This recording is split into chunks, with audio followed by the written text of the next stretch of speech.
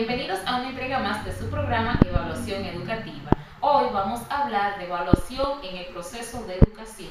Para esto me acompañan los expertos Melvin Rodríguez, Enrique Goris y Isnalda Marcelino. Evaluar, un tema que nos interesa a todos. ¿Qué es evaluar?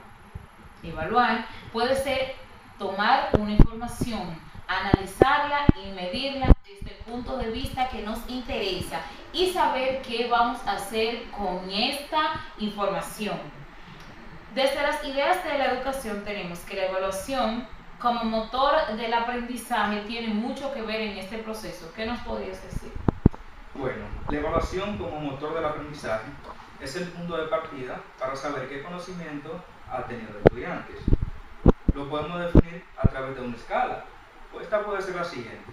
Si partimos que uno es un estudiante deficiente y es un estudiante excelente, podemos decir que un estudiante que entonces obtenga un 5, estamos hablando que tendría una evaluación a medias o aceptable, y este sería el punto de partida para poder opinar o pensar qué tipo de conocimiento tiene ese estudiante. ¿Por qué?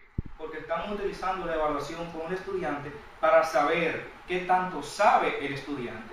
Es por eso que el motor de la evaluación es de donde se inicia para saber evaluar o tratar al estudiante. Esta evaluación diagnóstica es importante al inicio de cada ciclo o de cada semestre de clase. Le da la información al profesor desde dónde debe partir con el estudiante o cuáles serían los puntos que debería reforzar. Otra idea importante es la finalidad principal de la evaluación es la enseñanza y el aprendizaje, dos puntos que siempre deben estar unidos. Claro, primero es algo fundamental, que primero para poder evaluar tiene que haber un concepto claro de lo que es enseñanza y aprendizaje, porque la evaluación es el nivel de educación de lo que haya aprendido el estudiante. Ahora habla de un diagnóstico. Este diagnóstico tiene que ser de los conocimientos previos, que no se dio en el proceso de enseñanza y aprendizaje, sino que este estudiante ya llegó con ese conocimiento y ahora aquí viene a reforzarlo. Cuando tiene estos conocimientos ya reforzados, entonces aquí es que ya se evalúa, aquí ya entiende más de lo que sabía, tiene un análisis concreto y especializado, un experto ya en la materia de lo que quería aprender. Entonces, podríamos decir que el profesor valora la enseñanza del entorno que ha traído el estudiante, pero que también valora lo que este estudiante pudo aprender por sí solo en la casa o en la calle. Claro, eso es eminentemente de lo que establece también que en vez de lo que hacen los mejores maestros, que ya no es llegar allá y tirar un discurso, no, sino es poner al estudiante que se exprese, conocer al estudiante, que hable, que interactúe, para luego también poner su propio punto de vista sobre el tema tratado. Pues mira, muy cierto. Una tercera idea es, el error es útil para regular el aprendizaje, entonces es ahí donde el maestro debe colocarse en el lugar del estudiante, ver dónde ha fallado y por qué, pero verlo no de la óptica de ponerle un número tal y salir de esto, sino qué pudo haberle pasado, por qué pudo fallar, por qué sus compañeros llenaron estas preguntas bien y él no.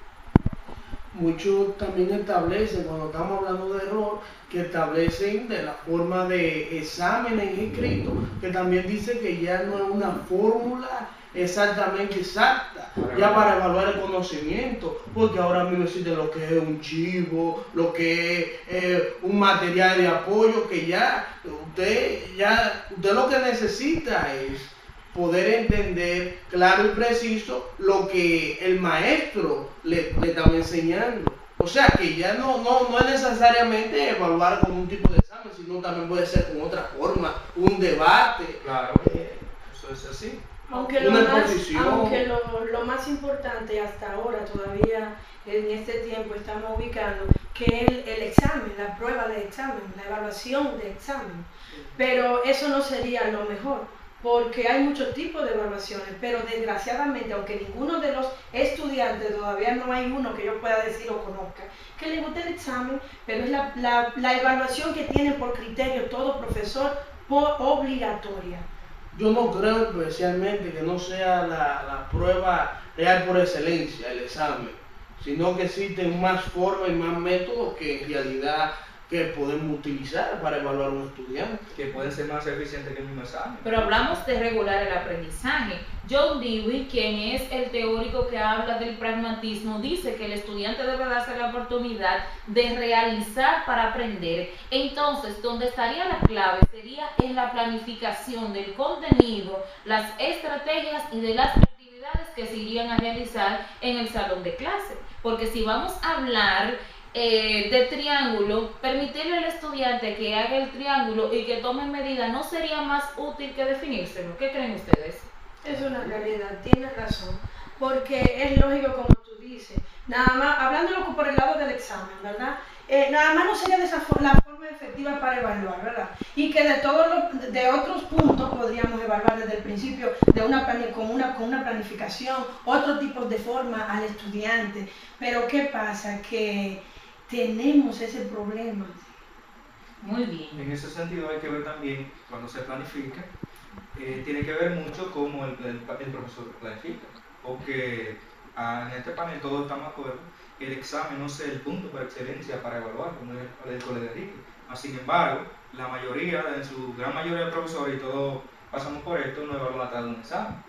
Y es sencillo como uno debe dar una idea de que el examen no es lo mejor, porque a través de un material de apoyo, un chivo, como expresó el colega aquí, un estudiante puede sacar un 100 en un examen y eso no indica qué tipo de aprendizaje él obtuvo por el 100. Sin embargo, otro que haya sacado un 60 o que se haya quemado puede tener más conocimiento que aquel que sacó el 100. Lo voy a ver desde otra óptica. Sí, porque entonces hay personas, antes que tú lo veas de otra óptica, porque hay personas que se ponen, en un examen se ponen nerviosos, se ponen temblorosos, no están capacitados para coger un examen porque piensan inmediatamente que le dan el examen se va a quemar. Son estudiantes que se pueden evaluar, por eso tú mencionaste anteriormente los tipos de evaluaciones. Un estudiante que se pasa todo el año participando en clase, que se hizo un debate y le fue excelente, buenas exposiciones, se para la pizarra, sin embargo, a la hora de tomar un examen le va mal. Entonces, el criterio para evaluar debe también depender del profesor en su planificación, qué tipo de evaluación o qué porcentaje le va a dar al examen. Porque si es un estudiante que se ha pasado el año entero participando, que es un estudiante que se ha destacado, pero se quema el examen, entonces el estudiante por tener una evaluación deficiente no aprendió. Cabe destacar eso, hay que ver qué aprendió. Entonces, es aquí donde entraría la cuarta idea. Lo más importante es aprender a autoevaluarse. Aquí se invita al estudiante a conocer sus fortalezas y debilidades, pero también esto debe estar incluido a la práctica del profesor, analizar su proceso. Eso es correcto. Cuando hablamos de autoevaluarse, no solamente deben autoevaluarse los estudiantes, también debe autoevaluarse el profesor.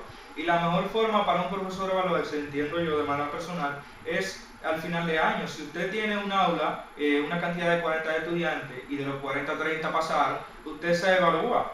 No solamente porque pasaron, sino también evaluarse si se quemaron.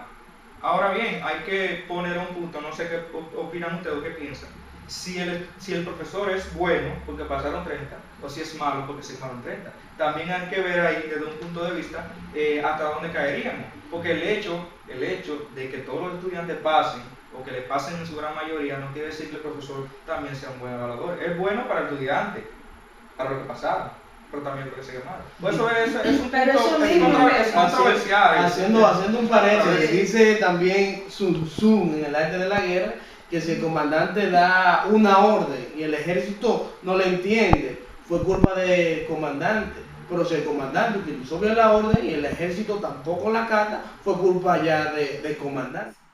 Una de las ideas que más me ha llamado la atención es la número 5, que pregunta si en el aula todos evalúan y todos regulan, o sea que si todos evalúan y todos califican.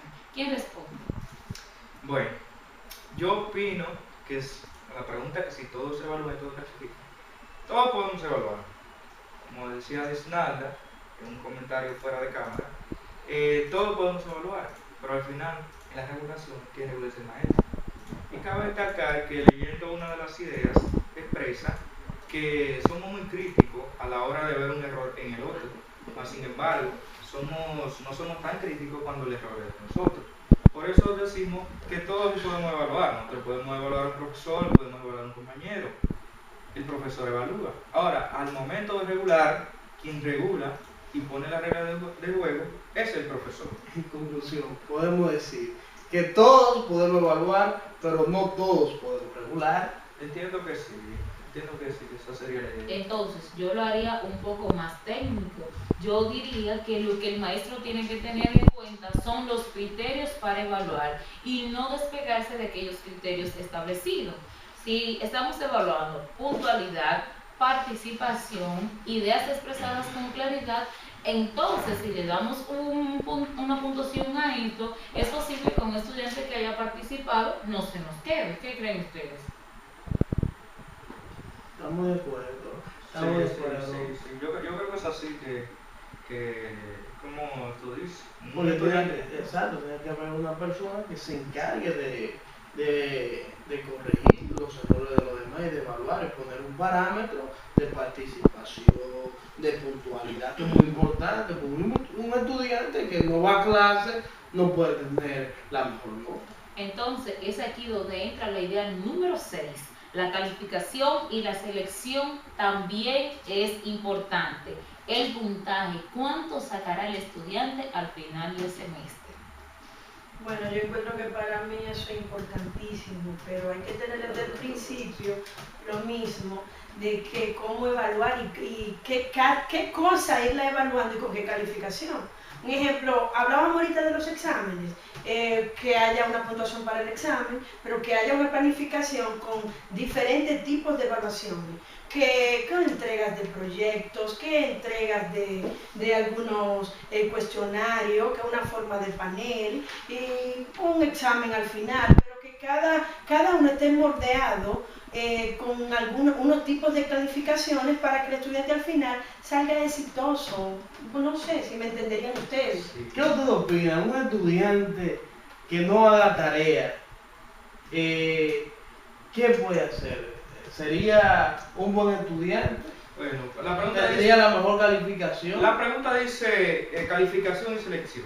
Tú dices un estudiante que no haga tarea, pero puede ser el estudiante que no haga la tarea, puede ser un estudiante que saque un 100 en un examen. Entonces, cuando habla de selección, entiendo que se refiere a qué seleccionar para evaluar.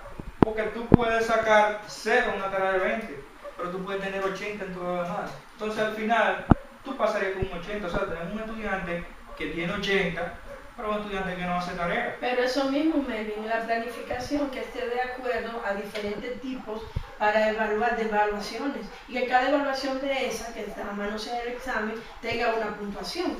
Este es el momento justo para dos ideas. Los estilos de aprendizaje de cada estudiante. Se supone que si el maestro hace al inicio de cada semestre una evaluación diagnóstica para saber desde qué punto partir, qué se le va a enseñar al estudiante o qué le faltaría aprender, pero también debería conocer los estilos de esos estudiantes, quién aprende haciendo qué, quién aprende escuchando o quiénes son esos que aprenden haciendo, porque se da el caso de que el estudiante no se interese por la forma en la cual se le está enseñando y no se toma en cuenta la forma en la que él aprende o en la cual a él le gustaría aprender. Porque hay estudiantes, por ejemplo, que son auditivos. Ellos, tú lo ves, incluso tú lo ves en clase que están hasta con los ojos cerrados, pero ellos están escuchando. A la hora que le hacen una pregunta, contesta, pero los estudiantes son visuales. Aquellos estudiantes visuales tienen que ver más imágenes, tienen que ver gráficas para ellos poder entender lo que se le está explicando. Y cada estudiante es distinto. Es diferente. Tú sabes que eso es importante y es mucho como que da hasta que pensar. Porque tú sabes muy bien que cada persona, cada estudiante es diferente. Todo el mundo es de diferente forma, diferente actuación. Nadie es igual. Entonces, para eso yo creo que es muy, muy importante que hay que conocer a cada uno individualmente. ¿Ok? Se lleva tiempo, no es fácil, pero eso es un proceso de todo un año, de un año escolar, pero es muy importante conocer a cada estudiante para tú también hacer una buena evaluación para cada uno de ellos. Exacto. Mira, creo que aquí entonces entraría la idea número 7, la evaluación, motivación y camino de éxito. Entonces, Si evaluamos a cada estudiante de manera individual y vamos a poner el nombre de Enrique. Enrique es excelente imaginando, explicando cosas y escribiendo. ¿Por qué no utilizar esa capacidad de Enrique para motivarlo y hacer que participe en clase? Pero si tenemos aquí a Melvin, que Melvin es un estudiante pragmático de lo que le gusta realizar en el momento, ¿por qué no unir estos dos estilos? Lo motivo y de paso participan en clase, y esto haría que los demás estudiantes participen. ¿Qué creen ustedes? Claro, si mejoramos la debilidad que tiene por ejemplo, que tiene Melvin con la que tiene Ignalda, y la combinamos, esas ambas debilidades, podemos hacer un estudiante perfecto en el aspecto de evaluación. Que yo leí un pequeño espacio en este libro de Evaluar para Aprender, de estas 10 ideas claves, que todo esto que ustedes están diciendo es un complemento, y es como una evaluación de formación, en el sentido que se necesita a los profesores, no un profesor, sino el equipo de profesores, para que el estudiante como que se sienta más en familia. Y aparte de eso también necesita a todos los compañeros, uno del otro, para complementarse, lo mismo que están diciendo ustedes, ¿me entienden? Es aquí, porque es aquí donde entra la idea número 8, el uso del instrumento para mejorar la evaluación. Antes del uso del instrumento, podemos decir, con lo que dice Ignalda, que tiene que haber un espacio crítico. Todo tiene que tener silencio, y tenemos todo que sentirnos como si fuera familia. Eso es así. Exactamente. Tenga confianza. En 11, dentro de los instrumentos para medir la evaluación está el espacio, el aula donde se desarrolla la clase, y el entorno también es tomado en cuenta y tiene que estar dentro de los criterios de evaluación. Pero cuando hablamos de instrumentos, inmediatamente nos llega a la mente el examen. Y el examen no es el único tipo de evaluación. Resulta que cuando estamos haciendo la planificación, los docentes dividen contenido, estrategias, actividades y finalmente la evaluación. Y debería ser que cada estrategia puesta en práctica debería ser evaluada de inmediato, no esperar al final del ciclo o al final de la semana para ver lo que ha aprendido el estudiante. ¿Qué creen ustedes? Eso depende del librito del profesor. ¿Debería ser así o sería el método por excelencia? Pero hay profesores que no toman en cuenta eso, y al momento de evaluar simplemente se van hasta un final de ciclo, un final de semestre, y hacen una evaluación conjunta. No desarrollan o no van dividiendo los tipos de evaluaciones.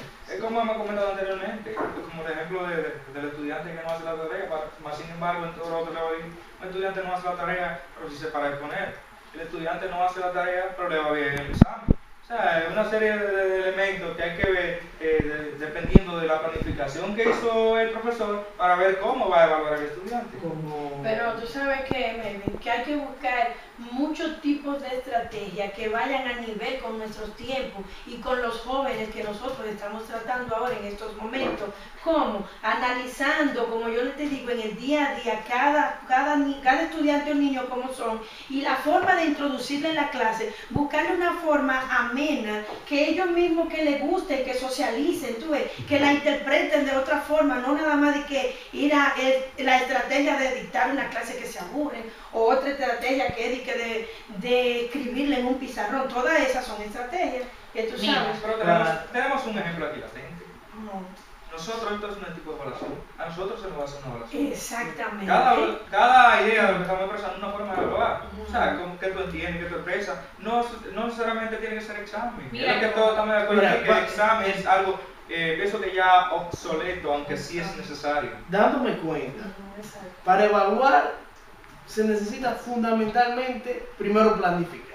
Exacto. Porque cuando nos vamos como lo que estaba estableciendo Melvin, nosotros tuvimos hace mucho tiempo una anécdota pequeña, un maestro que tenía prácticamente 5 grupos, y los 5 grupos eran de 40, y él iba a dar la clase y puso su método de evaluación, pero al final solamente evaluaba con un examen, ni la lista la pasaba.